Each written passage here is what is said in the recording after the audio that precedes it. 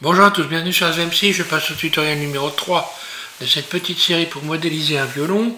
Donc pour certains vous avez modélisé la caisse, donc ce que j'ai appelé un peu plus réaliste, bon un peu plus lourde évidemment, mais bon, pour ceux qui veulent faire quelque chose qui est vraiment très ressemblant, donc c'est au choix. Hein. Donc on a fait également ici, vous avez pu modéliser le chevalet, et maintenant on va passer au cordier. Donc le cordier, je vais vous le faire voir. La tête que ça a le cordier. Donc moi je me suis, d'ailleurs je vois que je vais lui donner une nouvelle origine. Ça aussi c'est un truc qu'il faut penser souvent. Définir origine vers géométrie, hein, voilà. Donc là je vais faire RR, voilà, pour le tourner dans tous les sens. Donc on voit ce que ça donne en dessous. Donc je me suis basé sur mon propre cordier, hein, celui de mon violon. Et voilà ce que ça donne. Donc les quatre trous que vous voyez au bout là, permettent de passer une sorte de câble hein, qui vient se fixer sur la caisse. Et puis donc les trous qui sont de l'autre côté, ce sont pour les cordes, hein, voilà, pour les quatre cordes du violon. Voilà, et donc ici on a voilà, une espèce de cordage qui vient entre les deux trous qui sont là et cette pièce là qu'on va faire également sur la caisse. J'ai mis également le petit bord ici, c'est une espèce de petite pièce en tissu, en caoutchouc, enfin quelque chose d'épais, hein, qui vient protéger le bord de la caisse du câble qui vient se joindre à cet endroit là. Voilà pour les petites explications. Alors pour modéliser ça c'est un peu particulier parce que si vous regardez la forme, le galbe qui est ici n'est pas du tout le même que celui-là. Si je me mets en vue 1, eh bien vous voyez que également ici ce n'est pas plat, il y a une espèce de voilà comme ça de forme de S très très léger. Ici au bout, voilà, c'est plat, hein, voilà, alors que là, en réalité, là c'est plat, tout ça c'est plat, puis là, ça vient se creuser après par la suite. Voilà. Allez, je passe à la démonstration. Donc moi j'ai utilisé un gabarit que je suis allé chercher sur internet, je vais vous faire voir, mais je ne l'ai pas utilisé de la même façon qu'on a modélisé la caisse ici, vous allez voir, je m'en suis servi uniquement de gabarit, mais pas d'outil de découpe. Voilà, donc je suis allé chercher cette image, donc il suffit de taper tout simplement gabarit, cordier, violon. Voilà, donc en général, pour un violon, un vrai violon qui vaut cher, c'est une pièce qui est en ébène. Autrement, c'est une pièce qui est en plastique, hein, si c'est un petit violon d'étude. Voilà, donc on voit bien que là, par exemple, quand on va s'en servir de gabarit, sauf que si on regarde les trous ici, on voit bien que la pièce n'est pas photographiée bien correctement. Donc il faudra lui donner lorsque vous avez fait le tour. Donc là vous faites le tour comme on a fait pour la caisse.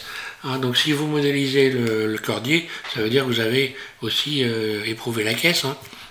Donc vous faites le tour et vous fermez. Mais simplement on va s'en servir uniquement d'objets de repère. On va s'en servir de gabarit, de repère. On lui redonnera un axe, vous lui redonnerez un axe de manière à ce que l'ensemble ici soit bien axé au centre ici. Alors, on voit bien voilà, que c'est pas, en réalité, la photo, elle peut pas être prise pile poil bien comme il faut par-dessus. Donc, mais bon, ça s'empêche pas de le faire, hein, on n'est pas au micron non plus. Je repars sur Blender 2.93 et puis je passe aux explications. Hein. Donc voilà ce que j'ai fait le tour. Puis donc voilà, je passe en mode edit, mode vertice, voilà, on va le voir comme ça. J'ai fait le tour, exactement comme pour la caisse, sauf que là, je veux fermer, vous fermez, et ça va nous faire notre pièce qui va nous servir donc de repère. Cette pièce, je vais maintenant moi la copier et repartir sur une autre fenêtre en faisant CTRL-C, voilà, copier, et je repars sur une fenêtre de Blender neutre, et c'est parti pour les explications. Voilà, donc on est sur la version 93.1. 93.1, si vous êtes là à la 5, c'est pareil. Hein. Et donc je vais faire le copier-coller, donc je vais faire CTRL-V, CTRL-V, oui. Voilà, donc ma pièce vient d'apparaître ici, enfin mon emporte-pièce. Donc là, il n'est pas fermé, je vais aller en mode objet, je vais le fermer en faisant F, voilà. Je vais lui redonner un axe, que je vous disais, parce qu'en réalité, par rapport au dessin qui lui n'est pas vraiment fiable, hein, de la même manière que si on est en vue de dessus, ici, cette partie-là, elle serait carrément droite. Il faudrait que je fasse pour être bien, hein, non pas un relaxé, mais un stretch, voilà, ça va. La pièce, il faudrait qu'elle soit comme ça. Donc je vais la laisser comme ça. Je vais lui donner en mode objet une nouvelle origine, définir origine vers géométrie. Et là ça n'a pas bougé, bon très bien, c'était bien axé, il n'y a pas de problème. J'avais dû déjà le faire, Shift C, donc pour venir remettre le curseur au centre ici. Puis ici en mode objet, je vais faire Shift S, sélection vers curseur, donc là il est bien positionné. Et puis GZ, je vais le remettre en hauteur comme ça. Et pour le moment, il ne me sert pas, donc je vais le cacher en cliquant sur l'œil qui est ici pour cacher la pièce. Mon curseur 3D est au centre de la pièce. Et là, je vais utiliser simplement un cylindre. Ce cylindre, on voit qu'il est ici fermé. On va l'ouvrir en cliquant sur cette fenêtre-là, qui est là. Et à la place de N-Gone, vous mettez rien.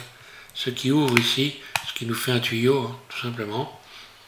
R, X, on le met donc à champ, 90.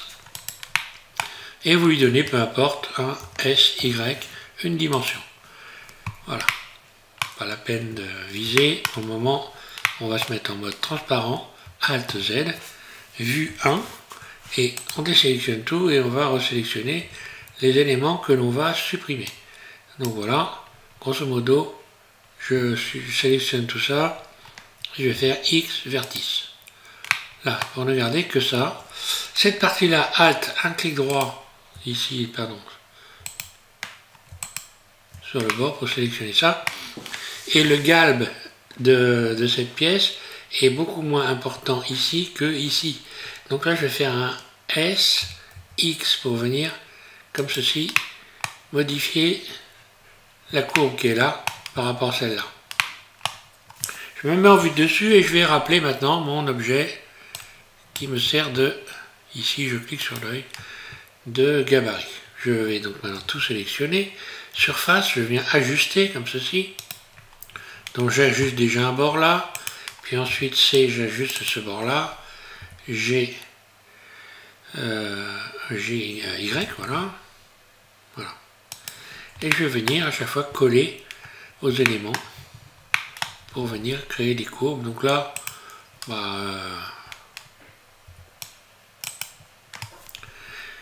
GY. Donc là j'ai le choix, soit je les fais un par un, ce qui serait pas très bon. Là déjà je vais faire un SX pour venir au moins faire coller les bords. Ici, là voilà. Et puis je sélectionne ce vertice là et on a l'outil qui va bien ici, donc l'édition proportionnelle. Je clique ici. Ensuite ici je clique sur cette petite icône et je vais aller chercher sphère. Là. Je n'ai plus qu'à faire un GY. Donc dès que je vais faire G, ça m'ouvre ce cercle-là. Et puis donc GY. Et là ça va venir. Je réduis la surface. Je réduis, jusqu'à temps que ça vienne correspondre à peu près, voilà. Je peux désélectionner et je vais faire maintenant sélectionner tout ça et faire un G, Y. Qu'est-ce que je peux faire après coller en faisant donc S, SY, voilà, je vais modifier la courbe éventuellement. Puis SX, l'agrandir un peu, voilà. GY, voilà, je viens faire correspondre tout ça. On n'est pas au micron non plus. Vous pouvez le faire comme ça. GY.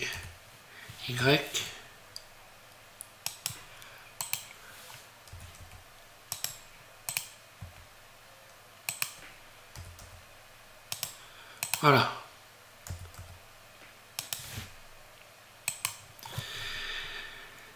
Double G,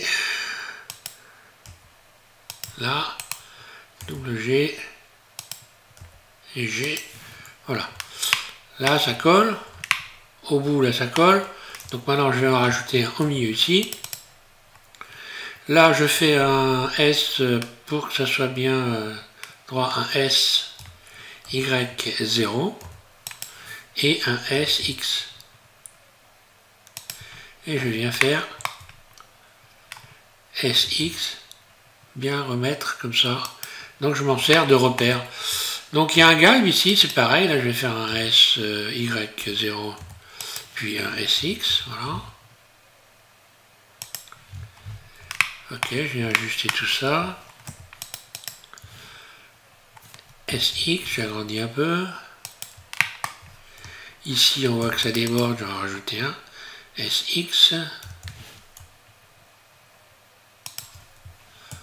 Donc alors là c'est du peaufinage, hein.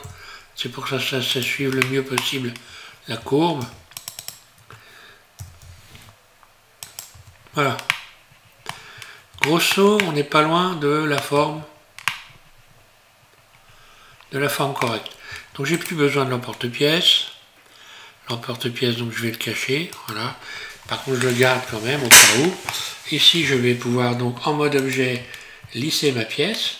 Ombrage lissé. Objet, l'ombrage lissé. Je clique ici ensuite, comme d'habitude. Hein, si vous me suivez, si vous êtes abonné, vous savez comment je fonctionne. Donc voilà. Alors après, dans le peaufinage, hein, je peux. On voit bien que ma courbe ici, je peux l'améliorer. Donc je vais le faire parce que c'est un violon, quoi. Un peu de respect pour les violons. Voilà. On verra qu'ici aussi il y a une forme de S, mais qu'on va donc on va régler ça par la suite. Alors, bon, voilà, une fois qu'on a fait ça, il va falloir donner une épaisseur à cet ensemble. Alors il y a une partie qui est plate ici, et ici une partie qui est galbée. Donc pour faire la partie plate, je vais utiliser oui. D'ailleurs là je m'aperçois que peut-être je ferais bien de regarder c'est quoi ce vertice. X vertice.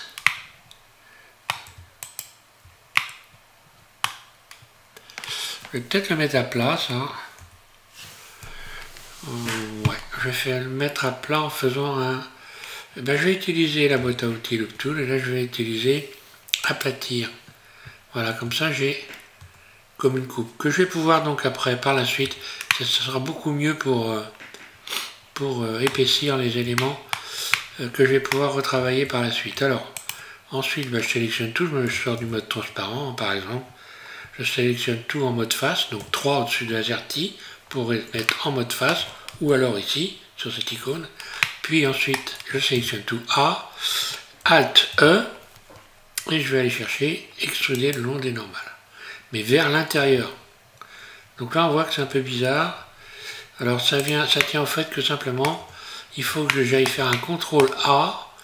Soit j'ai des faces qui sont renversées du mauvais côté, soit il faut que je fasse un CTRL A parce que j'ai agrandi la pièce en mode objet. Donc je vais faire un CTRL A et je vais donc ici, toute transformation. Quand vous voyez des choses bizarres, le truc c'est d'aller contrôler que vous êtes bien comme il faut dans le mode objet, c'est-à-dire que Blender tient bien compte des changements que vous avez apportés à la pièce. Donc on fait un CTRL A et en plus on va faire un petit contrôle d'orientation des faces. Donc là apparemment c'est bon, il n'y a pas de problème. Les faces sont bien orientées. Alors je recommence, je sélectionne tout et Alt E, extruder le long des normales. Et là on voit bien que cette fois-ci j'ai une extension qui est propre. Donc je donne une épaisseur, sans exagération bien sûr.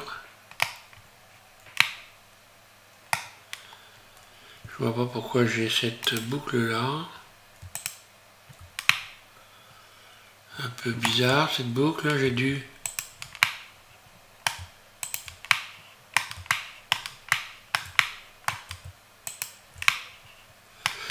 Donc moi je vais la supprimer, X. Dissoudre les arêtes. Tiens, pourquoi j'ai ça? Dissoudre les arêtes, oui.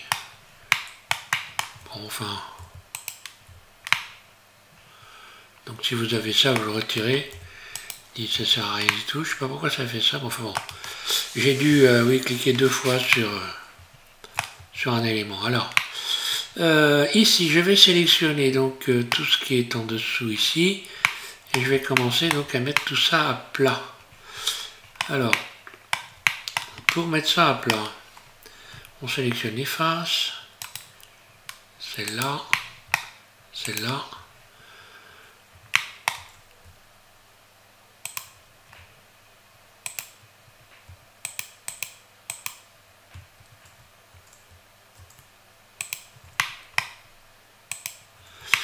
On n'ira pas jusqu'au bout pour mettre à plat.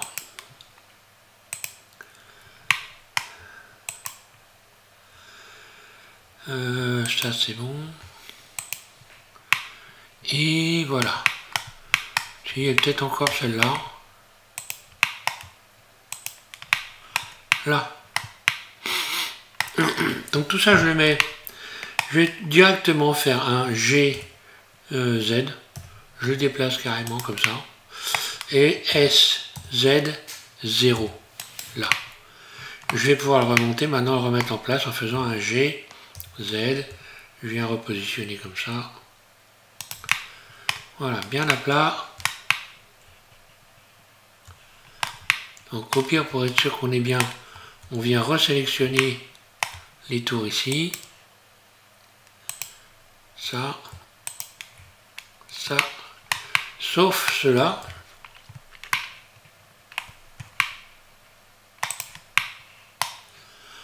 Voilà, ça, on désélectionne. Là. Et là, on peut mettre tout à plat en faisant un SZ 0. Là. Je suis certain comme ça que je suis bien comme il faut là. Donc là, on voit qu'il y a le... Ici, c'est pas que c'est creusé, pas pareil. Voilà. Donc une fois que j'ai fait ça, je vais pouvoir également modifier ici. Alors ici, il faut que je fasse un stretch. Je sélectionne donc, oui, je pense cette arête là et celle-là. Et je vais faire boîte à outils, loop tool, stretch. Voilà. CTRL B pour venir faire galber ici. Et je vais tourner la roulette de ma souris. Voilà. Et là, j'ai bien la forme de mon propre cordier. Alors, il va falloir percer les trous et il va falloir modifier légèrement la forme encore un peu plus. Ici, j'aurais pu peut-être incliner un petit peu plus tout ça. On va voir si j'utilise ici. Je pense que voilà, je vais regarder un peu comment il est mieux. Ouais. Il est plus incliné que ça. Donc vertice, C, je sélectionne ça et je vais cisailler.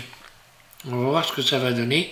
Donc cisailler, vous allez retrouver ça donc dans Mesh, transformer, cisailler. Ça permet de modifier les angles sans modifier les largeurs. Vous voyez que là, si je fais ça, je garde la même épaisseur. Par contre, si j'avais fait par exemple une rotation, comme ceci, bien voilà, les épaisseurs changent. Donc voilà à quoi ça sert cisailler. Ça permet d'avoir des angles, de pouvoir courber un tuyau avec des angles à 45 degrés ou 80, enfin, oui voilà, des angles à 45 degrés, faire des coudes, etc. Donc cisailler, là, donc je viens réétaler un peu ça, voilà, pour que ça corresponde un peu mieux à mon cordier. Alt Z, bon bah là je suis pas trop mal. Alors, maintenant il va falloir percer tous les trous. Ici, donc on rajoute une boucle là, et on va venir faire un petit bord. On se met en mode face, on sélectionne cette face là, puis celle-là. Donc CTRL, un clic droit, puis ALT E, extruder le long des normales, très légèrement. Alors à chaque fois que je fais pour faire les choses précisément et aller doucement, j'appuie sur Shift en continu, ce qui fait comme si, ce qui me freine. À chaque fois que je fais quelque chose, c'est un frein, ça évite d'un seul coup de faire des mauvaises choses. Voilà. À partir de là, bon, ben, on peut toujours encore peaufiner si on veut. Hein. Là, je pourrais rajouter des boucles, hein, puis venir. On voit bien qu'ici, je pourrais peut-être en rajouter une, par exemple, là, et puis faire un SX. Voilà, pour venir encore améliorer la courbure, là. Voilà, après c'est du peaufinage, chacun fait comme il veut. On va percer maintenant. On va percer les ouvertures. Alors pour faire ça, je me suis mis en vue dessus, mode objet. Ici, je passe mon curseur 3D ici, là. Un clic gauche, et je vais chercher un cylindre. Donc cette fois-ci, le cylindre, il est ouvert. On va le refermer en cliquant ici, et end gone. Voilà. Là maintenant, il est fermé, donc on le voit forcément. Surface, on réduit. Grosseur du trou à peu près, approximative. Voilà. La grosso, ça ressemble à peu près à ça. Ensuite, je vais déplacer sur l'axe Y, sur l'axe GX, je le déplace et je me fie par rapport au bord de mon propre violon. Donc GX, voilà. Je vais la dimension, ça n'a pas une importance parce que par la suite on peut donc tout modifier. Je passe donc dans le mode Edit et là je vais faire Shift D, dupliquer, Shift D, puis je bouge comme ça ma souris et je fais un clic roulette pour venir remettre dans l'axe et je vais mettre un écart comme ça et un clic gauche. Puis ensuite je vais faire Shift R, j'appuie donc sur Shift en continu, R et R. Là comme ça j'ai des écarts, tous mes objets là ont le même écart. Donc ce qui fait que si je sélectionne tout par exemple, A, je déplace sur X, GX, et je peux venir recentrer. Si je dois modifier leur dimension, je vais me mettre ici et aller dans Origine individuelle, Mode Edit évidemment et Surface. Donc là, de cette façon-là, j'ai réussi à positionner mes pièces de manière bien équilibrée. Voilà. Sans trop me casser la tête. Donc là, évidemment, je vais les agrandir sur l'axe Z, SZ, parce qu'il va falloir perforer tout ça. GZ, voilà. Il va falloir perforer. Puis également, là, je vais me remettre en vue 1 et attraper donc une arête ici. Je me mets en mode arête, donc je désélectionne tout. Et là, je vais sélectionner les arêtes ici, celle-là. Puis j'appuie sur Shift, celles qui sont au milieu là. Ici et ici. Là. Je fais un GY pour venir créer une sorte de petite pointe comme ça.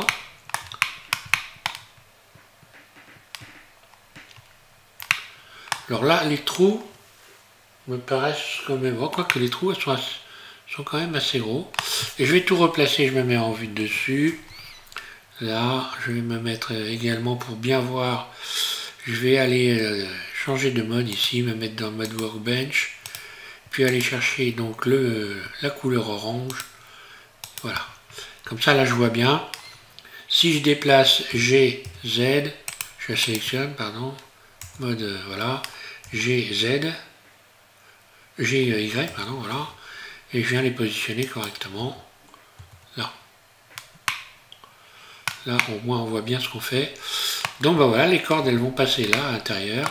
Et maintenant, je vais donc tenter de faire une extraction de tout ça. Donc je sélectionne Shift ensuite mon cordier et je vais faire Shift Ctrl moins là.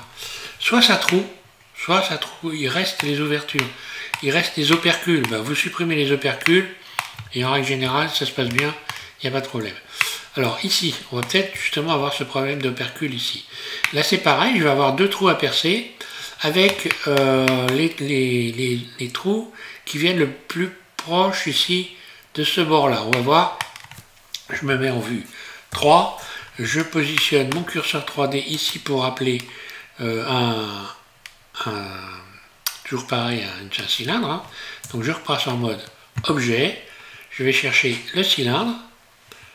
Voilà, d'ailleurs j'aurais pu même déjà commencer à un peu modifier la forme. Ici, il faut creuser légèrement pour donner une sorte de forme de S. Alors pour faire ça, il y a un truc qui est assez simple en fin de compte. Comment je vais réduire? Je réfléchis, est-ce que je remonte tout? Parce que normalement il doit y avoir que ça qui doit bouger. Ouais, je vais sélectionner ça,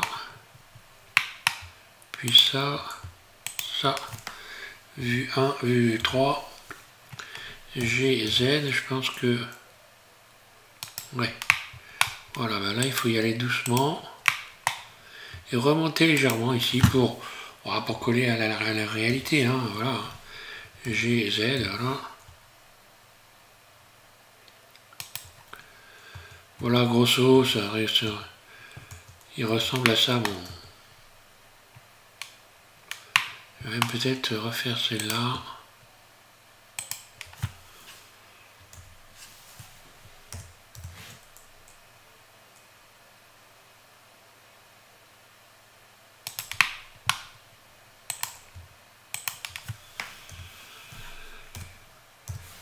Voilà, creuser légèrement.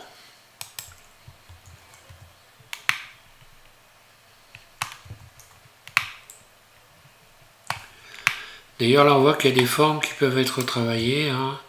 Là, je vais faire un S, parce que là, ça c'est un petit peu une forme pas terrible. Je vais refaire un SY, donc là, on est dans le SY0, hein, on est dans le peaufinage, là. On y va, SY0. Là, hein, quand vous voyez des trucs un peu de traviole, là, comme ici, SY0. On n'est pas à l'abri de...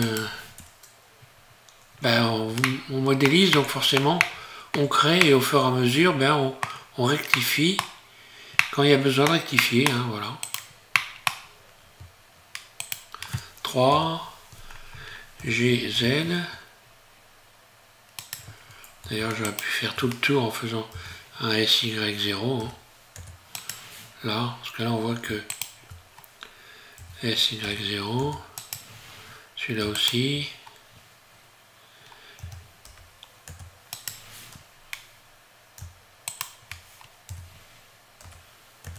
Là, allez. C'est juste pour avoir un bon voyage. Et puis, un léger galbe ici. Bon, bah là, je suis pas trop mal. On va creuser maintenant. Je vais percer ici deux trous. Deux trous qui vont donc traverser ici à cet endroit-là. Donc, je me remets en vue 3. Et je vais chercher, donc moi, mon curseur, il est là, c'est bon. Je vais rechercher, une fois de plus, ce qui va me permettre un cylindre. Donc, je modifie sa surface, S. Donc là, vraiment tout petit. Puis S, Z, je l'agrandis.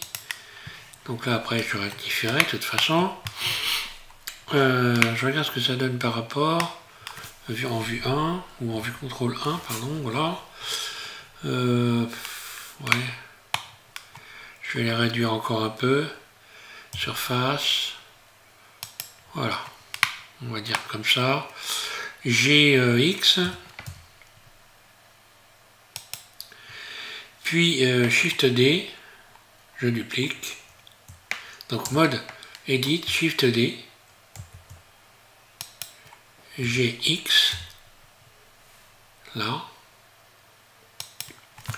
Donc là, on peut toujours se fier à l'axe central. Hein. Ici, par exemple, je pourrais faire un GY. Pardon, sélectionner tout. A, GY. Là. Me baser ici. CTRL L. GX. Venir, voilà. Me repérer comme ça. Par rapport au centre. Je resélectionne tout. Puis je viens remettre ça en GY comme ceci, voilà. Et voilà. Et là je me mets en vue 3 et je vais incliner ces objets. Donc rotation. Voilà. Donc la sortie des trous, elle doit être proche ici du bord là. Hein. Si je, non, plutôt du bord en bas. Désolé, non. G. Voilà, et je redescends ici. GY, GZ. Voilà, la sortie des trous doit être le plus proche ici du bas.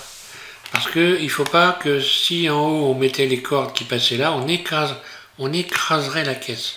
Donc là, il n'est pas question d'écraser la caisse. Donc je vais faire un G, GY, voilà. Et puis là, bon bah là, si je veux les agrandir, il va falloir que je les agrandisse pour pouvoir percer ça correctement.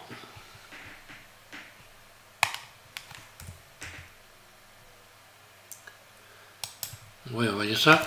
Je me remets en vue 3. Pour les agrandir, je vais utiliser ici, dans Global, je vais me mettre en mode normal. Ce qui fait qu'en mettant en mode normal, on va voir que je vais pouvoir, si je fais un S, par exemple, bah là on voit la flèche bleue, un S Z, ça va agrandir SZ. Non, pas dans le bon sens, ça. Tiens, qu'est-ce que j'ai fait là, moi? Ah oui, donc là, bah, voilà, c'est pareil. Je vais donc là faire un CTRL A, toute transformation. Et là, voilà, bah, c'est revenu à la normale. Je pense que si je fais un SY, non, ça ne fait pas ça.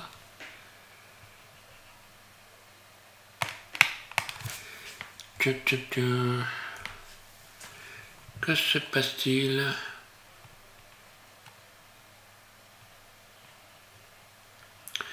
Je vais réaxer mes deux pièces en faisant... Ça tombe bien finalement, hein, parce que ça permet de voir, bah voilà, ce que je vais chercher, où vient le problème. Donc là, bah, je vais déjà commencer à aller donc définir origine vers géométrie. Voilà. Maintenant, si je me remets en mode objet, bon, on voit que ça a modifié encore là. Hein. Normal, ça a modifié là. Ensuite, bah, je vais faire un CTRL A une nouvelle fois. Toute transformation. Ok, là ça change rien. Et maintenant, je vais contrôler l'orientation des faces.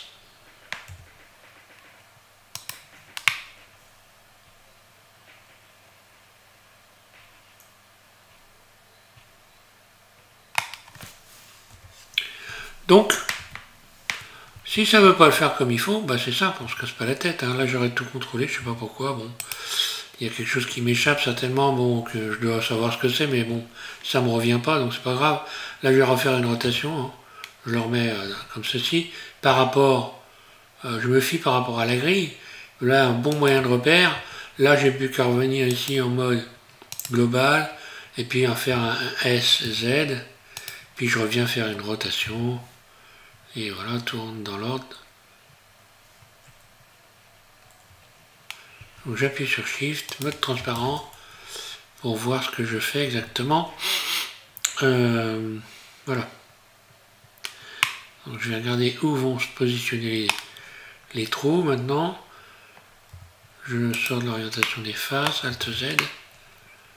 Voilà, bon ça me paraît pas trop mal.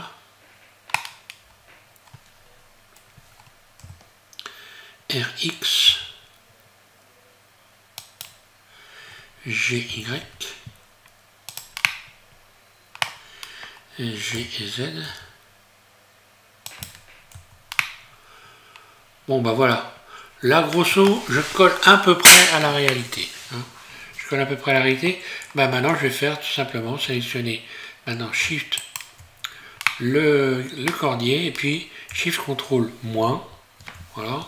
Donc soit ça a percé, soit pas. Bon voilà, ça a percé. Si ça n'a pas percé, eh bien il faut retirer les opercules. Hein. Mais ça a percé de toute façon, ça perce. Hein. Et voilà, et là, grosso, bah, on va dire que je suis plutôt très bien. Hein, voilà. Il n'y a pas de problème, j'ai pas de...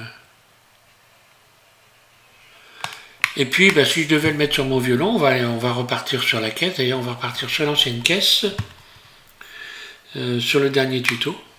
Et puis, on va rajouter ça et modéliser également le bouton qui permet de fixer le cordier. Donc là, évidemment, il faut le copier. Hein. Donc, je fais un CTRL C, c'est copié. C'est dans la boîte, j'ai envie de dire. Voilà, donc vous êtes censé en être. Hein. Donc je sélectionne mon violon, j'appuie sur le point, mon pavé numérique, hein, pour pouvoir tourner mon objet bien autour comme ça facilement. Alors, eh ben, on va rappeler le cordier. Il va être évidemment beaucoup plus gros déjà, donc il faut être sûr que le curseur 3D est au centre de la scène. Donc s'il n'est pas au centre, vous faites Shift C. Non.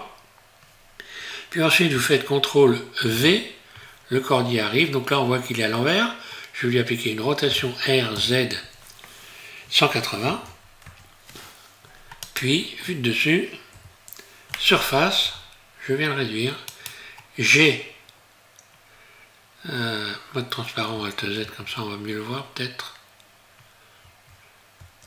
Non, on voit pas mieux, mais c'est pas grave. Donc je vais faire un GZ, voilà, je soulève, vue de dessus, GY, et maintenant on va regarder la taille. Donc la taille elle est simple. En fait vous avez cette partie-là qui arrive au bord ici, légèrement, un peu moins en dessous des ouïes ici. Donc je vais faire un GY, voilà. Voilà, je tombe pile poil direct dessus. Voilà, le bord vient là, et ici on est un petit peu en dessous du bord ici de l'ouïe. En ce qui concerne l'inclinaison, je reviens là, donc on voit que l'axe de rotation se trouve ici. Donc je vais lui donner une nouvelle origine. Allez hop, je vais donc dans Objet, définir vers géométrie. L'origine est venue se positionner là. Je vais faire donc forcément un GZ, puis une rotation, comme ceci, GZ, voilà.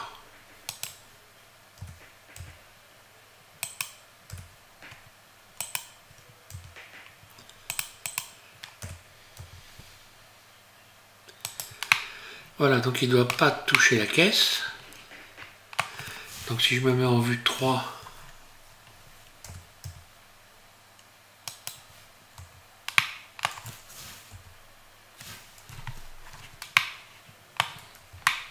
voilà, et en ce qui concerne l'inclinaison, grosso, il faut que les cordes elles viennent comme ça. Donc là, il faut une nouvelle, il faut l'incliner un peu plus.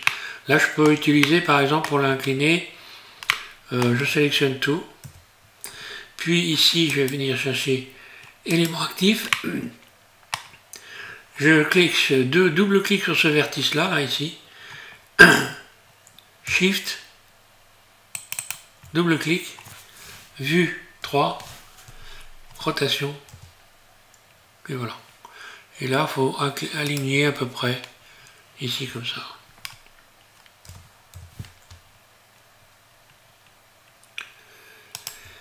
D'ailleurs, je dois être même un peu plus...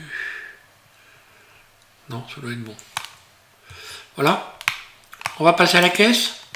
Donc la caisse, il va falloir donc ici créer un bouton à partir du centre ici. Donc vous rajoutez une boucle, CTRL R. Ici on se met en mode vertice et on sélectionne ce vertice là.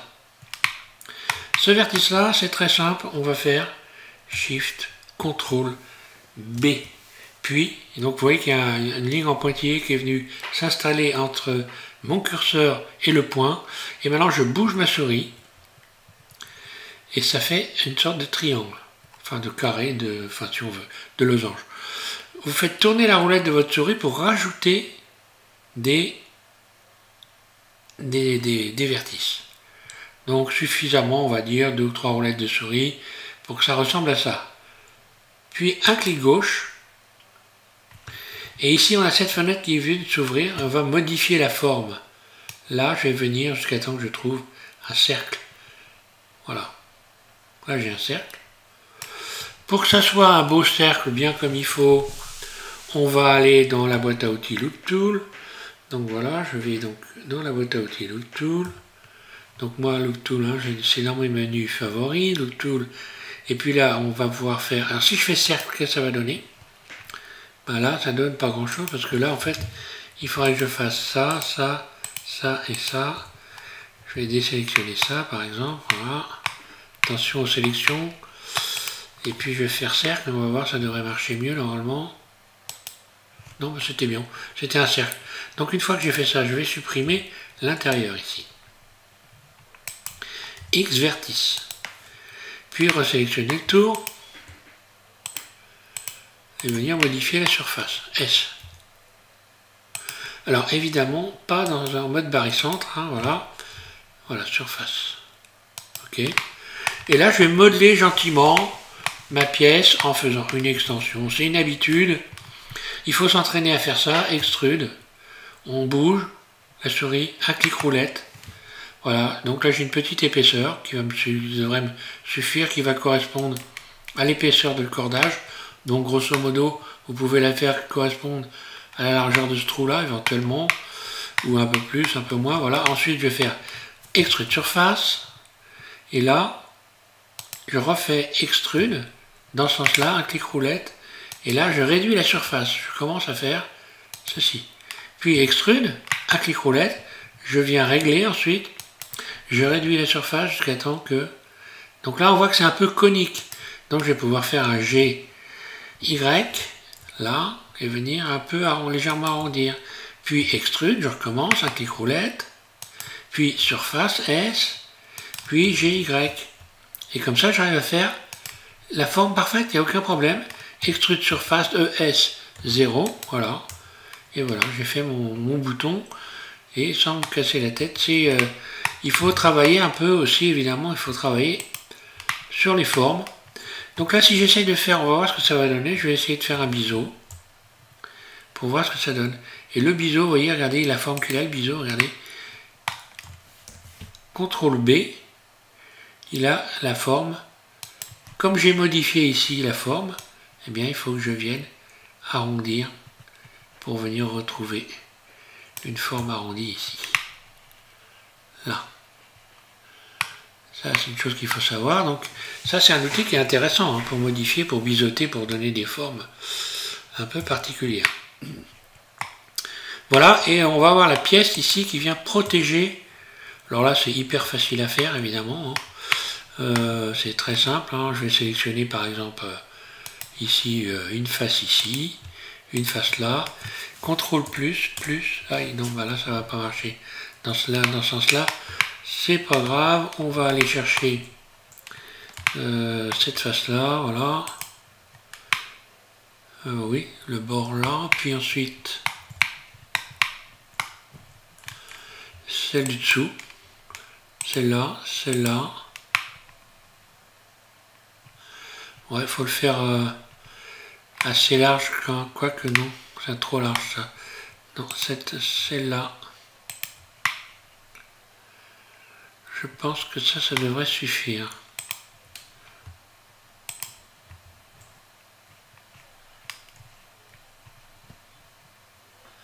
Donc là, j'appuie sur Shift. Ouais, comme largeur, je garde ça. Allez, on sélectionne ça. C.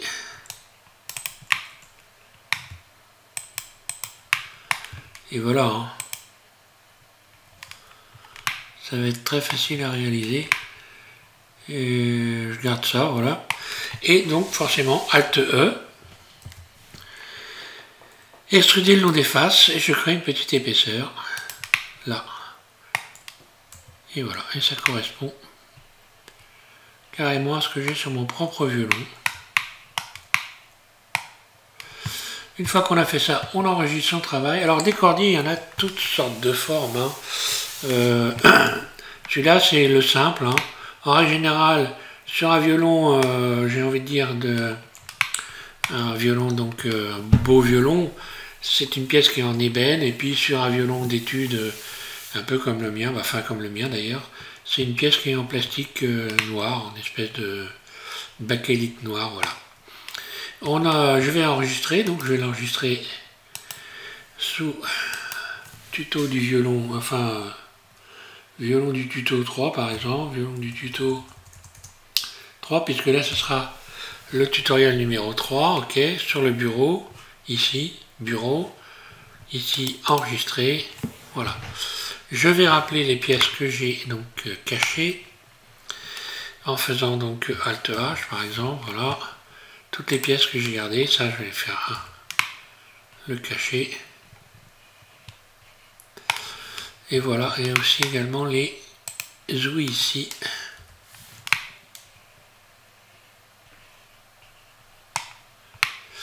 Et voilà où on en est. Donc, prochaine pièce, on va commencer, je pense, maintenant. Allez, faire mes muses avec le... Là, ici, donc je vous avais invité à commencer à vous entraîner à faire la volute.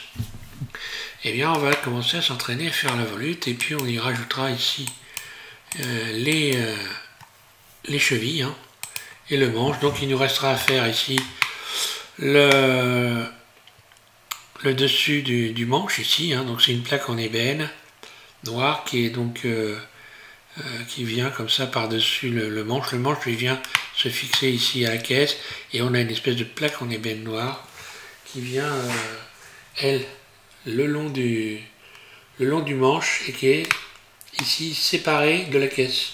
C'est un peu plus haut, et après bah, il n'y aura plus qu'à rajouter des cordes pour ceux qui voudront le faire. Je ne sais pas si je le ferai moi, mais bon, c'est quand même pas très difficile de rajouter des cordes. Je le ferai peut-être si on me le demande, on verra bien. Voilà, merci à tous de suivre SVM6, et puis bon courage pour la suite, amusez-vous bien avec ça. Faites-nous des beaux violons, et puis je suis bien content que si vous me faites, si vous me donnez des témoignages de ce que vous avez fait, si ça vous a intéressé, si vous avez appris des choses.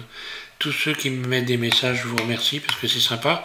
Évidemment, on se dit que peut-être qu'on va aider les gens à faire des choses qu'ils ne sont pas habitués à faire, et puis que ça peut rendre service éventuellement à donc s'améliorer dans sa façon de modéliser. Avant de terminer, je vais repasser, donc comme je fais, je suis musicien, hein, et je fais des petites vidéos sur la gratouille SVM6 la gratouille. Là, je vais vous faire prochainement un pot pourri de guitare. Le pot pourri de guitare, ça va avoir un gros avantage, c'est qu'en fait, on n'est pas obligé forcément de connaître toutes les paroles d'une chanson. On peut entraîner un groupe à chanter, on peut faire des quiz, et on peut travailler sur une grille d'accords qui est quasiment la même, et vous allez voir que je vais vous jouer avec une grille de 4 accords, au minimum une dizaine de morceaux, même peut-être plus d'ailleurs, et après ben, chacun verra suivant les morceaux qu'il veut voir, qu'il veut travailler, mais faire un pot pourri, ça permet aussi de travailler son oreille par rapport à la justesse, par rapport au changement de tonalité, parce qu'il faut évidemment ne peut chanter juste, mais il faut être capable de toujours, en ayant entendu un accord de guitare, trouver tout de suite la tonalité qui correspond à la mélodie. Et ça, c'est un truc à travailler, je vous expliquerai ça dans le prochain tuto de la gratouille SVM6. Voilà, merci à tous et bon courage.